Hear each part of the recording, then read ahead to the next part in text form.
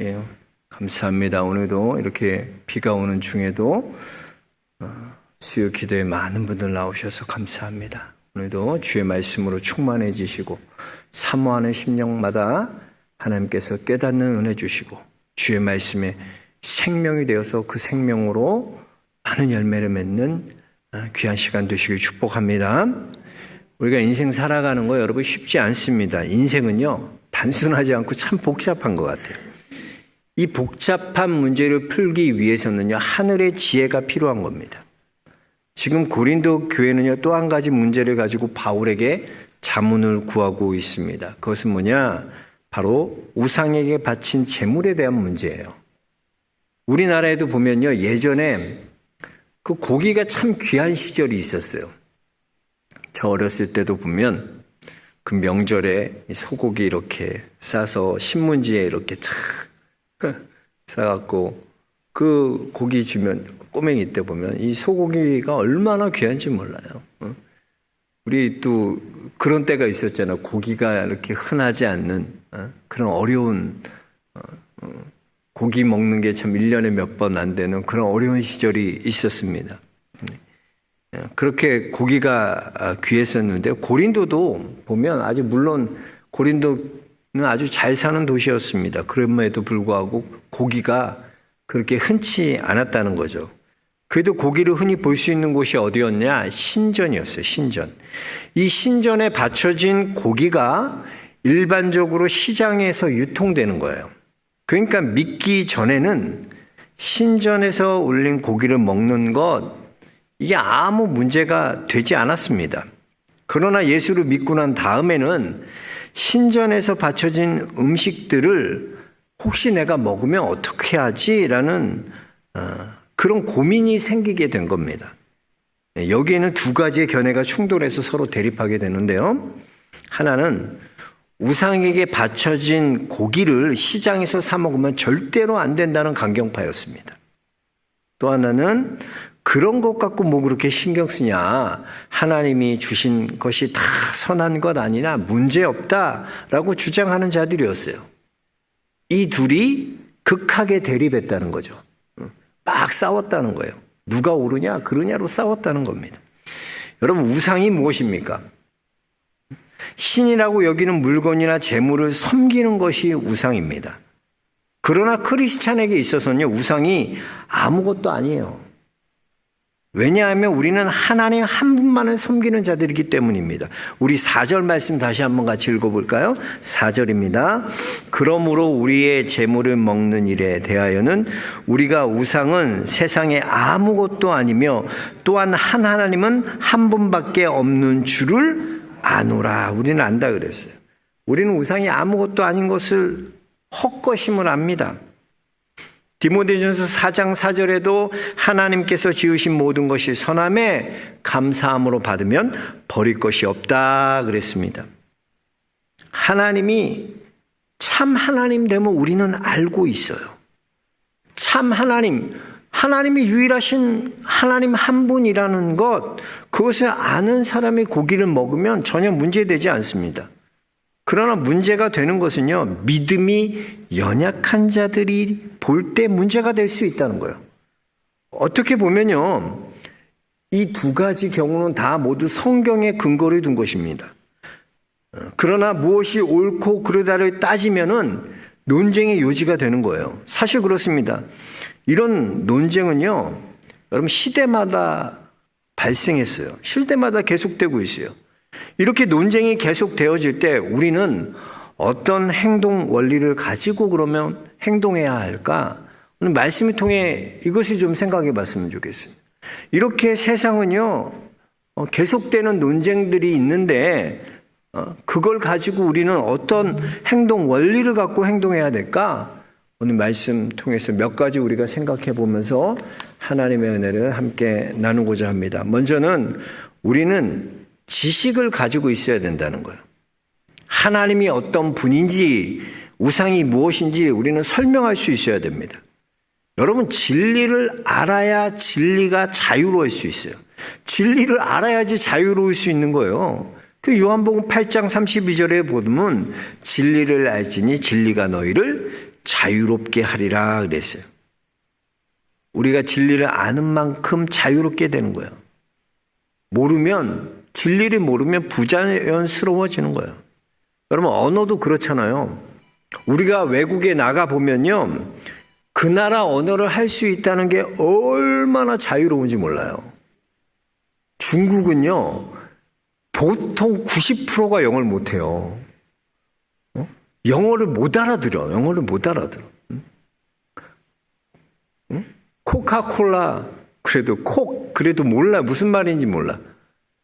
근데 중국어를 조금만 할 수 있어도 얼마나 자유롭게 소통이 될 수 있는지 몰라요. 성경도 그렇습니다. 성경을 잘 모르면요, 이해가 안 되는 거예요.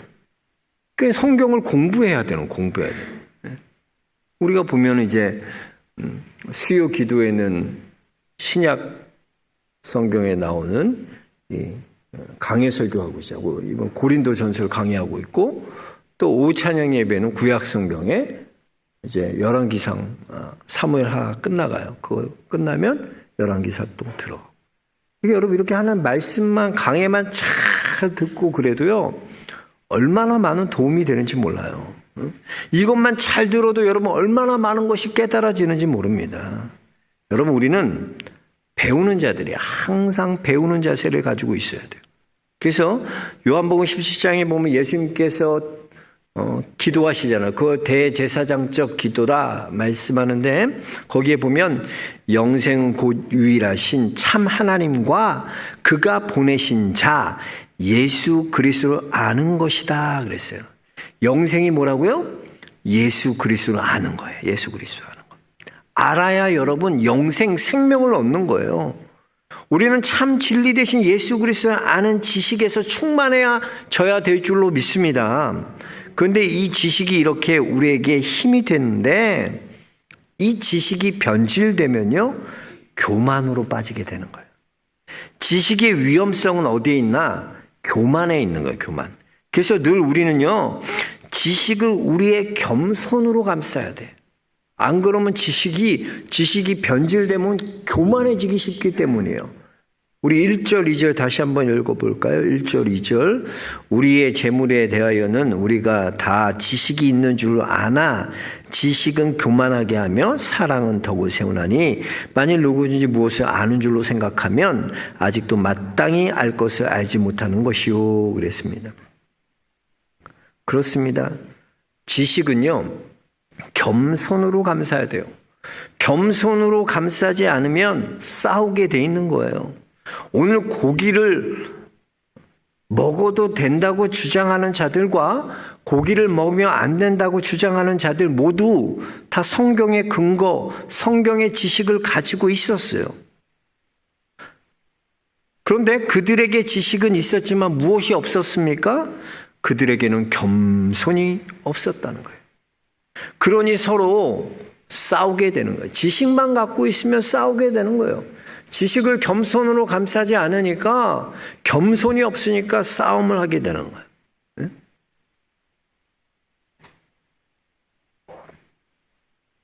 옛날에 어느 고을에 아주 지혜로운 훌륭한 원님이 있었어요. 지혜로운 원님이 있었는데 두 사람이 싸움이 붙은 거야. 그래서 판결해 달라고 온 거야. 근데 싸움의 내용을 보니까 무슨 싸움이냐?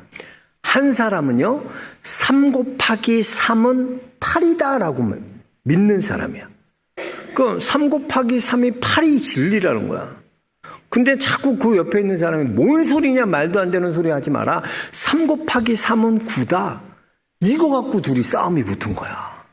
그래서 네가 맞냐 내가 맞냐 멱살 잡고 머리끄댕이 잡고 싸우니까 안 되겠다 우리. 이거 원님에게 물어서 판결을 내자. 도대체 누가 맞는 거냐. 그래서 지혜로운 원님을 찾아간 거예요. 그 원님 지혜로우니까 판결 잘해 주시겠지 하고 갈 거야. 원님이 그러는 거예요. 먼저 3 곱하기 3은 8이라고 믿는 사람에게, 야, 너는 정말 3 곱하기 3이 8이라고 믿냐? 저는요, 이것이 진리임을 분명히 믿습니다. 3 곱하기 3은 8이지 이건 틀릴 수가 없습니다. 그러니까 원님이 다시 물어, 정말 그게 진짜라고 믿냐? 그러니까 아이고 나는 틀림없다고, 이거는 틀릴 수가 없는 거라고. 원님 빨리 내 말이 맞다고 말해달라고. 그 원님이 그래? 그러면 너 풀어주라. 그러면서 그 사람은 풀어주는 거야. 아니 그러더니 이번에는 그 3 곱하기 3은 9라고 외치는 그 사람에게 너는 곤장 10대는 맞아야 되겠다. 그래서 곤장을 때리려고 그러니까 이 사람이 화가 난 거야. 아니 지혜로운 원님이라 그래서 먼 길을 내가 찾아왔는데 어떻게 이 지혜로운 원님이 3 곱하기 3도 모르는, 그래서 나보러 틀렸다고 곤장 10대를 따니 이게 말이 되냐? 어떻게 이런 판결을 내릴 수 있냐고. 그 원님이 가만히 있다 이렇게 대답하는 거예요. 야, 내가 왜 3 곱하기 3이 9라는 걸 모르겠냐? 그건 당연한 진리다. 3 곱하기 3은 9다. 근데 3 곱하기 3을 8이라고 말하는 그 멍청한 놈에게 물어보니까 그 놈은 도저히 구제불능이라서 진짜 정답을 말해줘도 그 놈은 모를 놈이라는 거야. 그런데 그런 놈 때려서 뭐 하겠냐? 그래서 그냥 보낸 거다. 그런데 그런 멍청한 놈이랑 싸우고 있는 너는 더 한심한 놈이다. 왜 3 곱하기 3을 8이라고 말하는 놈과 싸우고 있냐? 그래도 너는 머리가 조금 돌아가니까 곤장 10대쯤 맞으면 내가 저런 멍청한 사람이랑 다시 싸우면 안 되는구나 깨닫게 되지 않겠냐? 그 멍청하게 하고 싸우는 건 아니다 라면서 그런 판결을 내는 거야. 여러분 그렇습니다. 3 곱하기 3이요 9라는 거 정답이에요. 그게 옳은 거예요. 그런데 그 옳은 것으로 세상 구원하지 못한다는 거야. 한번 가만히 생각해 보세요. 정답, 옳은 거 우리는 다 알고 있어요. 근데 그것이 세상을 구원하냐는 거죠. 우리는 정의라고 말한 것, 공의라고 말하는 것, 세상이 정의와 공의를 몰라서 이렇게 되는 겁니까? 정의와 세상이 외치는 정의와 공의로는 세상을 구원하지 못한다는 거예요. 세상의 정의에 해당하는 게 뭐예요? 지식이에요, 지식. 그러나 그 지식 갖고는 여러분 세상 변화시킬 수 없어요. 지식이 있는 자는 겸손해야 돼, 겸손해요. 그리고 지식을 넘어선 더 무엇인가가 필요한 거예요. 지식만 갖고는 안 되는 거야. 지식을 넘어선 그 무언가가 필요한 세대라는 거죠. 그 무언가가 무엇입니까? 바로 사랑이에요, 사랑. 사랑이 필요하다는 거예요. 두 번째 원리는 사랑의 원리예요. 여러분, 사랑은요, 덕을 세운다 그래서 덕을 세운다. 생명의 역사가 있는 것을 보면요, 지식과 사랑이 함께 있는 거예요. 오늘 1절에도 보면 지식은 교만하게 하고 사랑은 덕을 세우나니 라고 말씀하시고 있습니다. 여기 영어 성경 NIV 성경에 보니까 사랑은 덕을 세운다 라는 말을 NIV 성경에는 loves build up이라고 그랬어요. loves build up. 사랑은 build up인데 build up. 세우는 거라는 거예요. 이번에 우리 여러분 아시안 게임 보면서 제일 답답했던 문제가 뭐예요? 손흥민이랑 이강인이랑 싸워갖고 근데 전술적으로 보면요, 이야, 빌드업이 안 되는 거예요. 빌드업이. 모든 공격은요 수비에서부터 시작해야 되거든요. 수비에서부터 탁탁탁탁탁 미드필더로 가서 공격을, 이게 세워져야 되는데 빌드업이 안 되니까 이건 무슨 경기, 진짜 무슨 조기 축구 하는 것처럼 뻥축구. 빌드업이 안 되는 거예요. 빌드업이. 여러분 우리 신앙도 마찬가지예요. 신앙도요 사랑으로 빌드업 해야 돼요.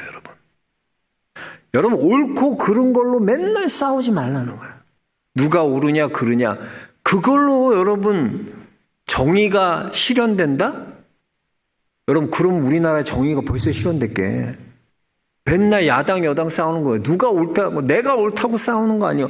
옳은 것으로 세상 변하지 않는다는 거예요. 그것이 세상 바꿀 수 없다는 거예요. 내가 옳다는 것, 그것으로 세상 바뀌지 않습니다. 세상이 그렇게 여러분 간단하지가 않아요. 특별히 우리가 자녀들 키워보면 그렇잖아요. 내가 자녀들을 뭘 바꾸려고 하고 내 생각대로 키우려고 하면 자녀도 어떻습니까? 내 생각대로 키워집니까? 그렇게 되지 않아요. 윽박지르고 야단친다고 자녀들이 바르게 자랍니까? 오히려 부모의 어긋나요. 부모와 관계가 틀어져.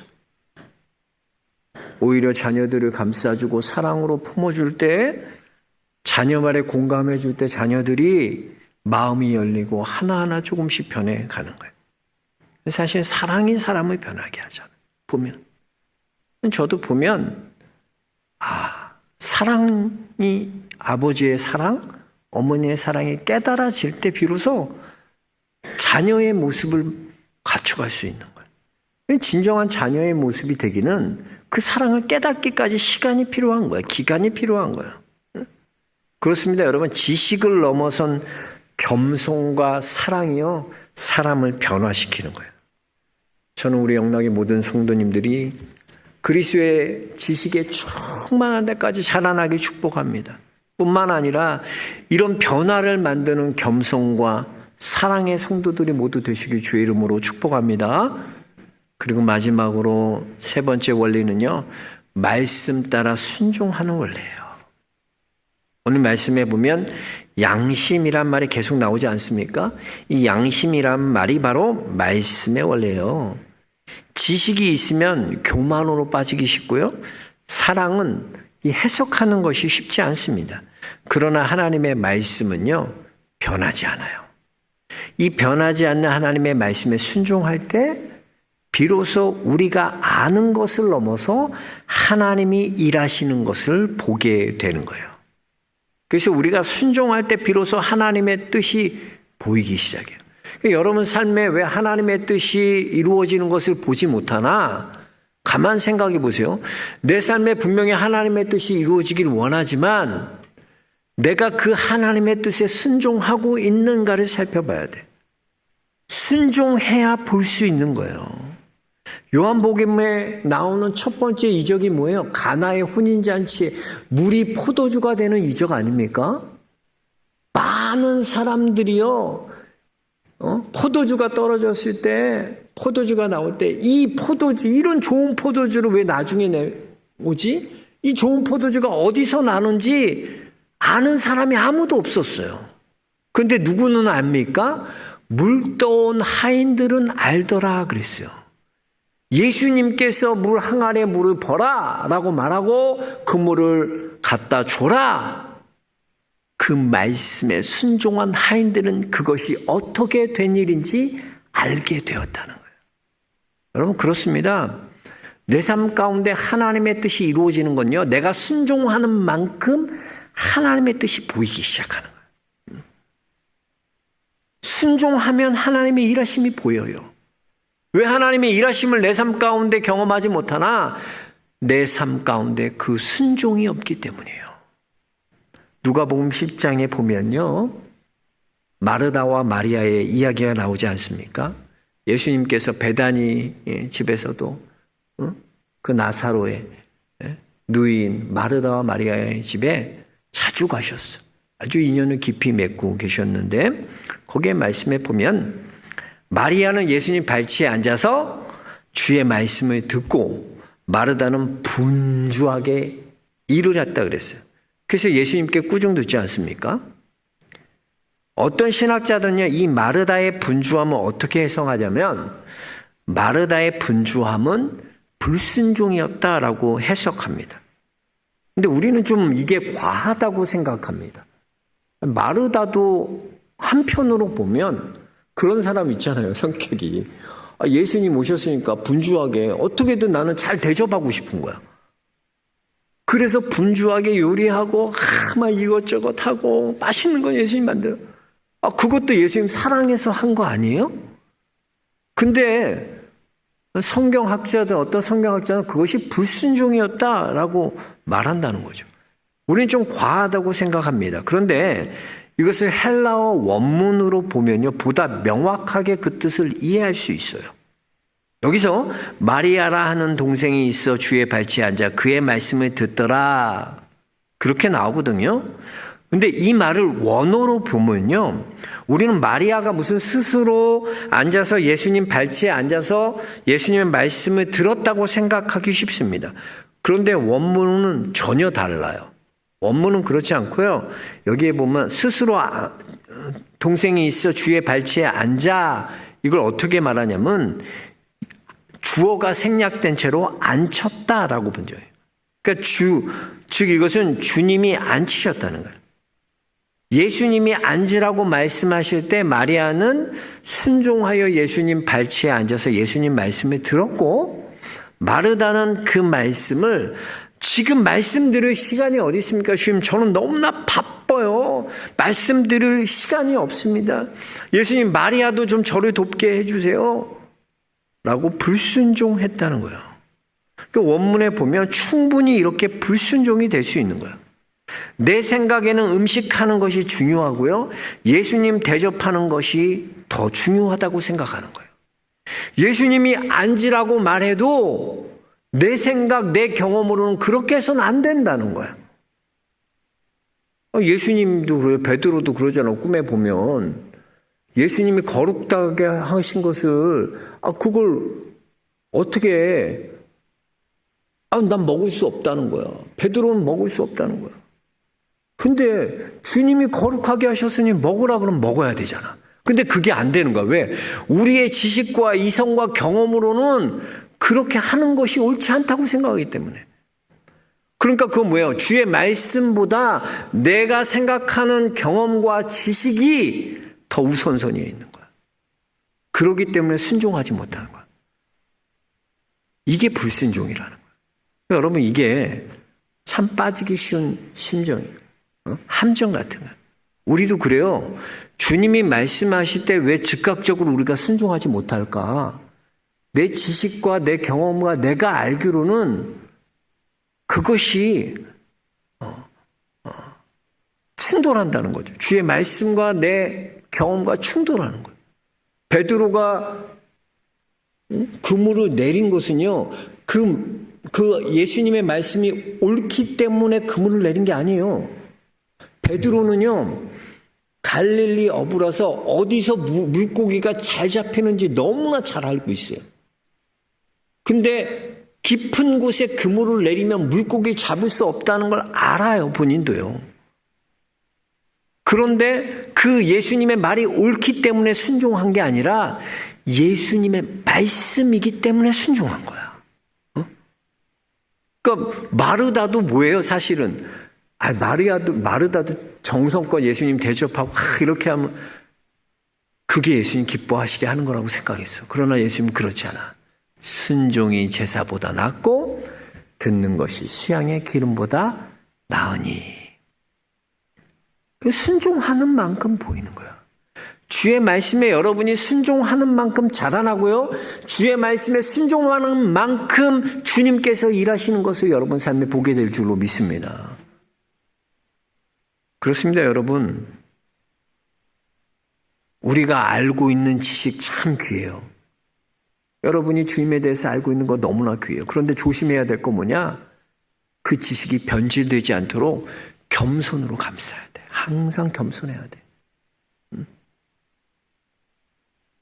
또 우리는요, 그 말씀을 넘어선 그 무엇이 있어야 돼. 여러분 안에 아무리 좋은 말을 해도요, 사랑이 없으면 그 사람 변하지 않아요.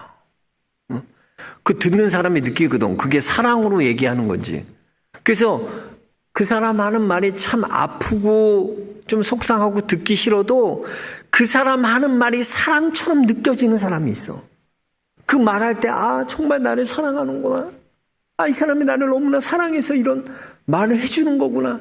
이게 느껴지는 사람이 있어. 그래서 여러분, 지식보다 더 큰 그 사랑이 그 사람은 조금씩 변화시키는 거예요.